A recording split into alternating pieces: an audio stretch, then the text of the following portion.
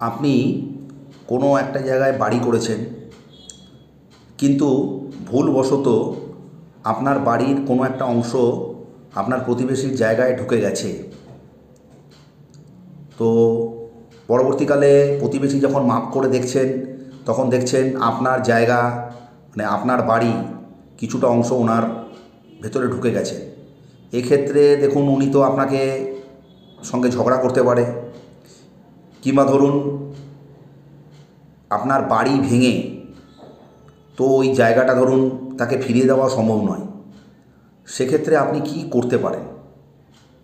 সেক্ষেত্রে আপনি যেটা করতে পারেন সেটা হচ্ছে বিনিময় দলিল কিংবা এক্সচেঞ্জ ডিড তৈরি করতে পারেন। বিনিময় দলিল মানে ধরুন ওনার কাছ থেকে যতটুকু জায়গা আপনার বাড়ির ভেতরে ঢুকে গেছে সেই জায়গার বিনিময়ে আপনি ওনাকে অন্য কোনো একটা জায়গা দিতে পারেন, কিংবা ওনার যে জায়গা সেই জায়গার যা ভ্যালু সেই ভ্যালু অনুসারে ওনাকে আপনি সেই টাকা পেমেন্ট করে দিয়ে সেইটুকু জায়গার রেজিস্ট্রি করে নিতে পারেন। তাহলে কিন্তু নিজেদের মধ্যে কোনো ঝগড়া অশান্তি ঝামেলা হবে না।